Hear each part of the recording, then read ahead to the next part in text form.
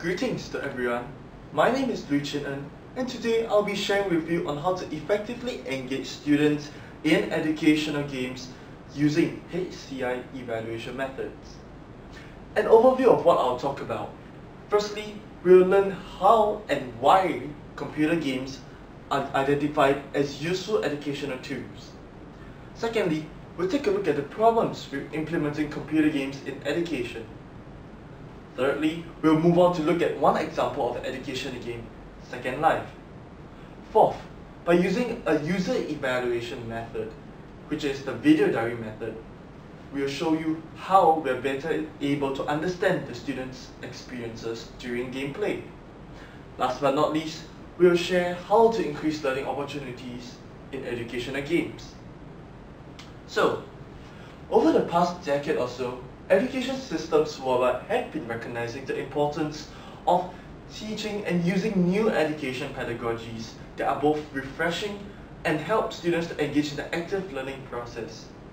We have realized how ineffective passive learning processes and traditional education pedagogies are in engaging the new breed and our new young generation. So, our goal here with the new traditional pedagogies is to make the learning process an active one, where the student actively engages and learns instead of passive input by the teacher only. So, one of these new education pedagogies is through the use of computer games. Computer games have been identified as a potential learning tool because they present a non-traditional learning environment.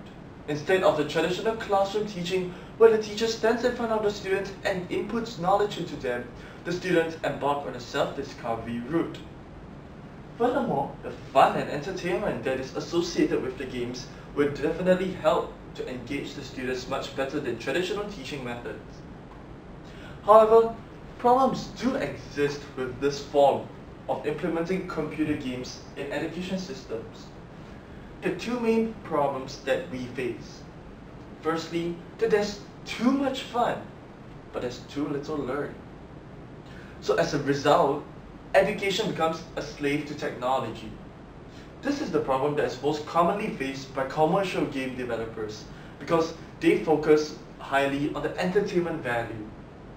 As a result, educators are unwilling to adopt this form of teaching because it's too ineffective and it's too time consuming. On the other side of the spectrum, however, another problem that we face is that there's too much learning, but there's too little fun. As a result, it's not even called a game. It's just a digitized test, perhaps, or digitized classroom teaching. This is so because educators who, in an attempt to increase learning opportunities, lose track of what a game is, and as a result, they are unable to engage students.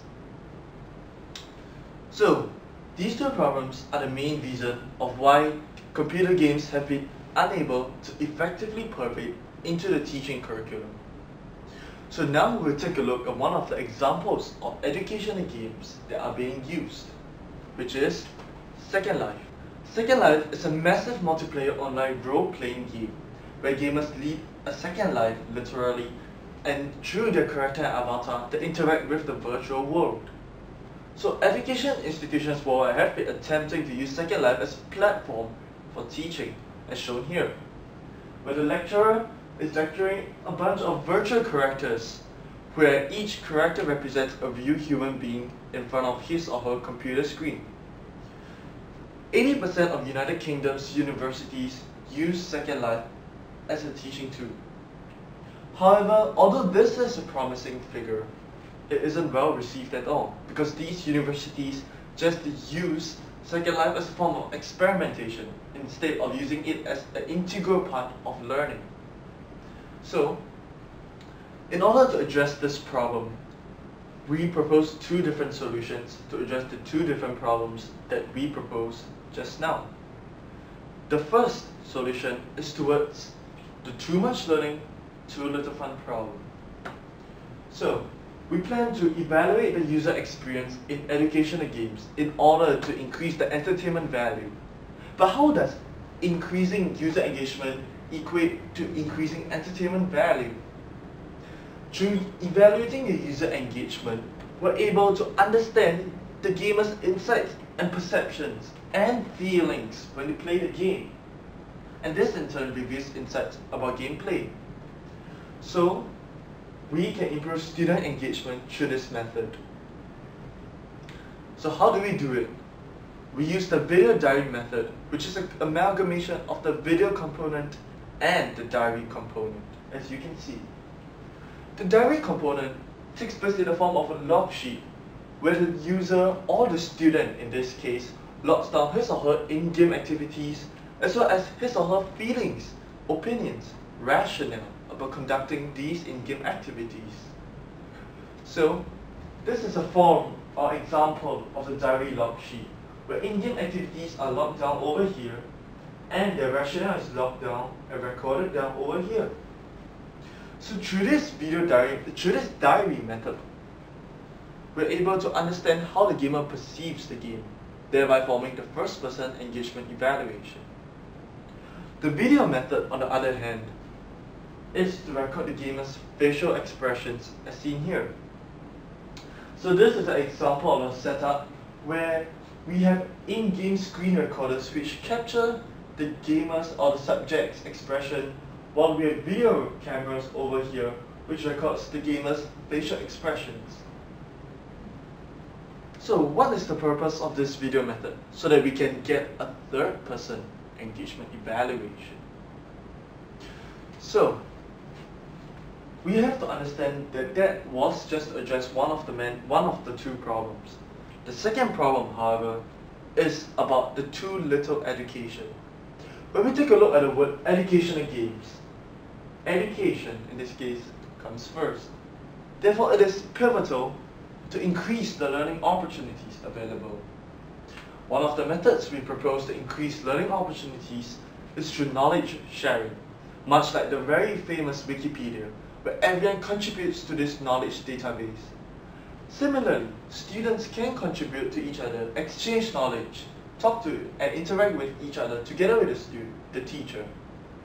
And in this sense, this brings about enhanced engagement and proactive contribution.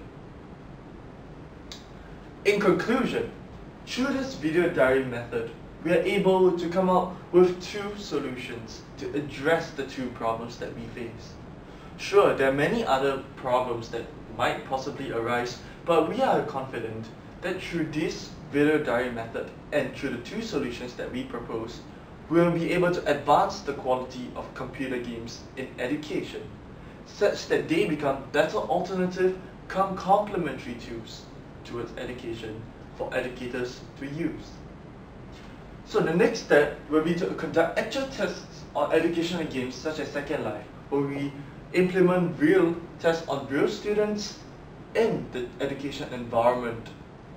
Also, we should also create an evaluation system to map out the results from the video diary method so that we can better interpret and analyze what we have.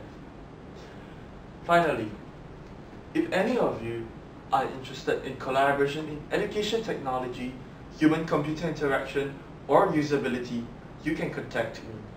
Similarly, if you have any problems, do email me at the following address. Thank you for your attention, and I hope to enjoy the talk.